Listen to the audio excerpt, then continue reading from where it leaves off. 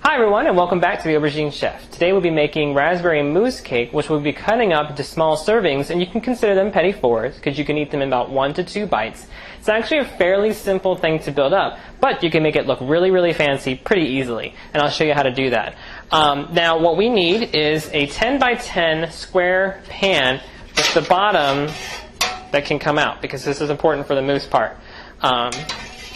But we're also going to use it to bake the cake, so that way we know exactly the right size for the cake. We might still have to trim the cake down a little bit, but this is going to help us. So for the cake portion, we're going to make white velvet butter cake, which is a recipe from Rose Levy Barenbaum's Cake Bible. It's a very good recipe. I also use her yellow butter cake, and they're almost identical, really. The only difference is, there's some differences in terms of the amounts of the ingredients, but the ingredients that she uses are pretty much the same. And what I mean is, like, one recipe uses milk, the other one uses milk. It's just the ratios are a little bit different. But the major difference is that the white velvet butter cake only uses whites, while the yellow butter cake only uses yolks. And because we don't whip it up like a chiffon for this recipe, you can use those carton egg yolks, the ones that you normally can't whip up. You can use those just fine if you have them lying around or left over from another project like royal icing, for example. By the way, those are great for royal icing because they are pasteurized. So definitely use those carton eggs if you're doing royal icing. But other than that, let's go over the ingredients. So in this measuring cup, I had 8 ounces of whole milk, but I took 2 ounces of the whole milk, so there's 6 ounces in here and 2 ounces in this bowl, and combined it with 4 3/4 ounces of egg whites, or basically about 4 to 5 egg whites. Just depends on the size of your eggs. Make sure you weigh them out because it's kind of important for this recipe. I also combined about 9 grams or 2 1/4 teaspoons of vanilla extract. On my mixing bowl, I have 3 cups or 10 1/2 ounces of all-purpose flour, 1 1/2 cups of granulated sugar, or about 10 1/2 ounces. I also have 20 grams of baking powder, or 1 tablespoon plus 1 teaspoon of baking powder, and about 5 grams of salt, a pinch, or about 3/4 teaspoon of salt. And that's all in the mixing bowl, and I went ahead and sifted that together and mixed it with a paddle attachment to get everything nice and blended together. I also have in the microwave, warming up to room temperature using the cheating method, 6 ounces of unsalted butter. And what we're going to do is, I've already blended all my dry ingredients together, so what we're going to do is we're going to combine the remaining milk, so the 6 ounces of milk, and the butter, and we're going to mix on low speed until the ingredients are nice and moist, and then we're going to beat it for about 1.5 minutes to build some air cells into the batter. Then once it's nice and moistened, we'll increase the speed to about medium speed, and we'll beat it for about 1.5 minutes to build some air cells. Alright, after you've aerated your batter, go ahead and scrape in the sides of the bowl, and now we can move on to adding the egg white, milk, and vanilla mixture. We're just going to do it in 3 parts or a little bit at a time. And we're going to scrape in between each addition as necessary.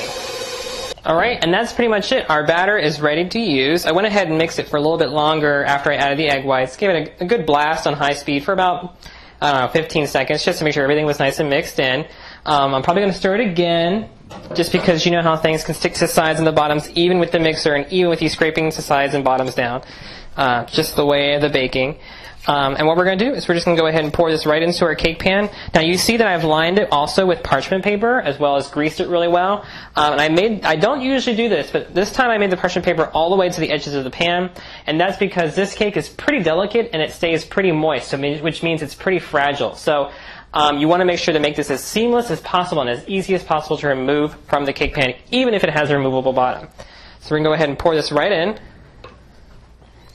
Now this makes, again, this is a 10 by 10 inch square cake pan. It's about 2 inches high.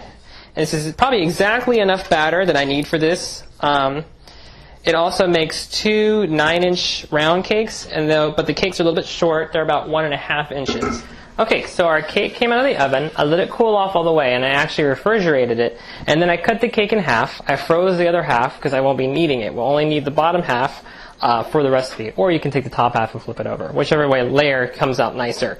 Put it back into the clean cake pan. You want to wash it and make sure there's not too many crumbs along the side of the pan because we're going to put the mousse right on top of the cake. Now, if you want, you can take simple syrup and sprinkle it on this layer of the cake to add a little bit more flavor.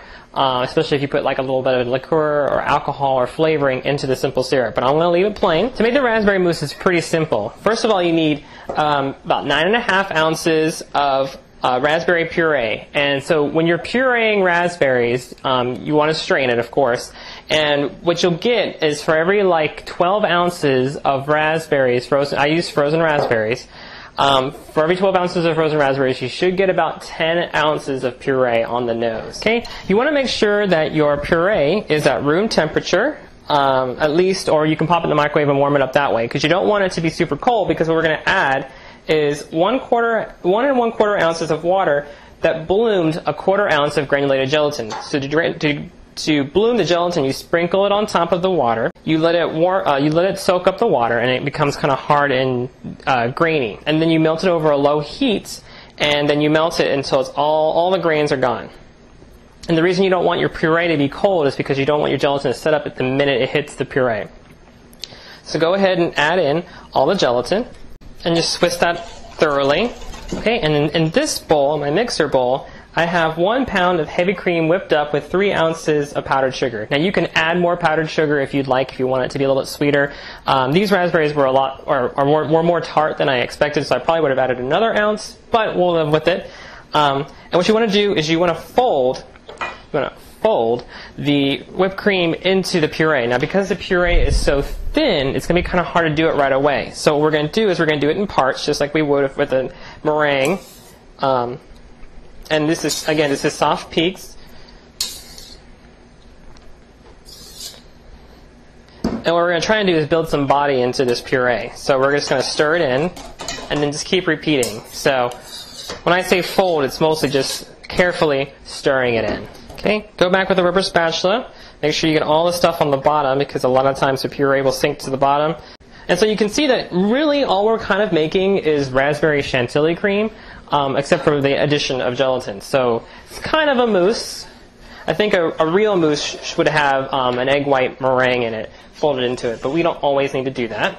Okay, and now we're just going to pour it right on top of our cake. Okay, and you just want to smooth it out all the way to the corners. And don't worry if the mousse sinks down to the edges, because what we're going to do is we're going to trim off the edges when we cut up the cake, so that way it looks nice. Depending on what you're going to use your mousse for, depends on where you're going to put it. Now, if you're going to put it in molds, or like, not molds, but if you want to put it in like a glass and serve it like a serving glass or in a bowl or whatever, sit in the refrigerator and allow it to set up overnight or for like 4 hours, and then you can enjoy it. But because we're going to try and release this, we want it to make sure it's like extra firm. So what we're going to do is we're going to cover it with plastic wrap and freeze it overnight. Alright, so I took out my raspberry mousse cake out of the freezer. It's nice and cold and very, very firm. I didn't do a super good job making it smooth on top, so the smoother you get it, the better it'll come out. So I took a couple shortcuts I shouldn't have, but that's okay. It'll be fine. It'll taste great. It's already tastes great. I've already sampled it. Now here I have some raspberry Melba sauce. You can finish this off with a miroir glaze. Now to make a Melba sauce, it's really, really, really, really easy. All you need to do is, and I have a pretty large batch. I probably won't need all of this. Maybe, maybe not. We'll see. I have a 1 pound, 3.5 ounce batch. It's 12 ounces of raspberry jam in this case, with 7.5 ounces of simple syrup. And I made fresh simple syrup for this one. And if you need to know how to make simple syrup, I have a really short video on how to do that. And what you do is you combine the jam and the simple syrup on the stove in a pot. You warm it up. You don't have to bring it to a boil, although sometimes it helps. You just warm it up until it's of fluid consistency like this. And in the case of, usually with raspberry jam, you have to strain out the seeds if you want to. I like to strain out the seeds in this case because we have the seeds in here, so that way people know we use real raspberries. But in this case, we want a nice clear sauce or a nice clear topping, so we really don't want the seeds on top. Again, it's your call, whatever you want to do. You can also add spices or other seasonings to it, especially while you're steeping it with whole spices like whole cinnamon sticks on the stove, or you can add in a little bit of fruit juice if you adjust the amount of simple syrup you're using. So if you're using like an ounce of apple juice or grape juice or whatever, take out an ounce of simple syrup just to compensate for the liquid. So pour it right in. Push it all the way to the edges. And the nice thing about Melba sauce over miroir glaze as well is that you can freeze Melba sauce and it won't get ugly looking. And it's kind of hard to explain, but I guess because of the way that water freezes, it makes that kind of crystalline pattern. And it reflects, that pattern reflects in the miroir glaze, but it won't show up in, or it shouldn't show up in your Melba sauce. Now that we have the Melba sauce on, you can see some of the areas where I didn't do such a super good job about keeping it smooth, like over here, here, and over here, where there's peaks of that ice, or peaks of the mousse was popping up. I'm going to try and finagle it a little bit, but since the cake is so cold, it's going to be hard to cover it up. It's not a super big deal, especially since when we cut it up, it'll be harder to see. Again, it's going to taste great. You can try and make it a little bit more flat, the raspberry mousse part, if you tap your cake pan gently, like this, on the, when you fill it up. I think I forgot to do that, that's why there's a little bit more ridges, but even then sometimes the mousse holds its shape so well that it won't really affect it all that much. So anyway, we're going to go ahead and let this chill for about an hour or so before we cut into it. And you can just chill this in the refrigerator for about an hour, it's fine. You could freeze it if you want, but at this point, if you're going to serve it right away, the refrigerator is a good way to go, because it'll also thaw out the mousse as well. Alright, so our raspberry mousse cake came out of the refrigerator about an hour. Again, the cake is frozen, so the top sets up a lot faster. Remember, this is a removable cake tin, or a cake tin with a removable bottom. So the bottom, we just slide it right off onto a can. And that's pretty much it. Okay, we're going to trim off about 1/4 of an inch. Mousse is still kind of frozen, so it should cut pretty cleanly.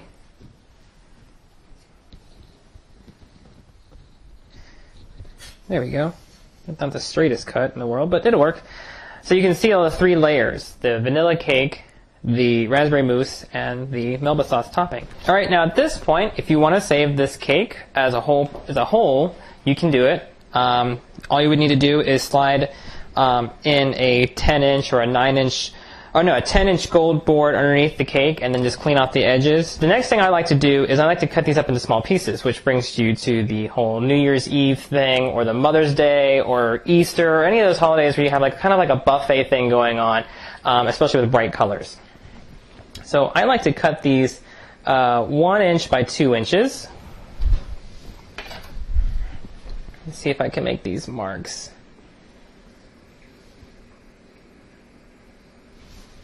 Be easier if I did this, huh?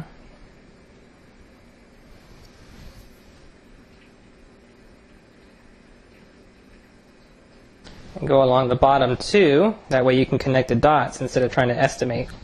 So the ones toward the top got a little bit longer towards the end, and these ones got shorter as they went across. But the ones in the middle, pretty much the perfect size. So obviously I need to work on my measuring skills. Also, I'm noticing that my Melba sauce is a little bit runnier than it should be. So I'm going to adjust the amount used for this recipe, since we're using it as for a top. I'll probably take out an ounce of simple syrup, just for your reference, because it's starting to ooze down the sides a little bit on some of the earlier ones that I cut off.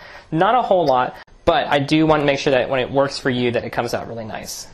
So to finish it off, you can take some white coating chocolate. Remember, this is chocolate that's had the cocoa butter removed and replaced with vegetable oil. As white chocolate, you know that it only consists of cocoa butter. So basically this is just vegetable oil with some candy goodness going on. So we're just using this for decoration, so it's not a huge deal.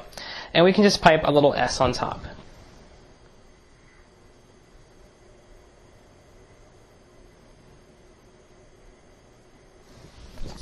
And then while it's still cold, or warm I should say, put a raspberry in the middle so it sticks.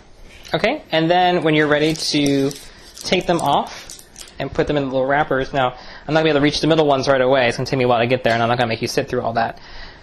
But I'll show you how to take one of these back ones off. This one's about the right size. You just slide your offset spatula underneath. Remember, the bottom cake is super soft because it's already a very soft cake, and it's also been sitting with the cooling stuff. come over here,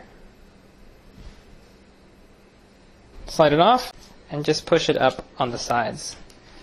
So it should stick to the mousse. Mousse is still kind of partly frozen right now, so it's not going to stick very well. And that's pretty much it. Alright, so that's how you make the raspberry mousse cake. Again, I'm going to change or alter the Melba sauce recipe to take out an ounce of simple syrup, and hopefully that'll make it a little bit thicker. It shouldn't be as runny as it is, so it might be something that I did on my end that I wasn't aware of. But I'm going to make the adjustment in the recipe, or at least make a little side note saying, hey, you might want to take an ounce of simple syrup out if you're going to use it as a topping. Again, you could use miroir glaze. It's nice because it sets up hard, so it sets up nice and clean slices. Most of this recipe is very easy to adjust. You can substitute the raspberry puree for strawberry puree, blackberry puree, blueberry puree, any kind of puree you can think of. Just remember that if you do use a tropical fruit like, I guess, papaya, kiwi, mango, any of those kind of purees, you're going to need to boil them first because they contain an enzyme and it can break down the gelatin that we use to stabilize the whipped cream. So other than that, I think I covered everything about this dessert that you may want to watch out for. If I think of something else, I'll put it in a blog post. You can see it at www.theauberginechef.com.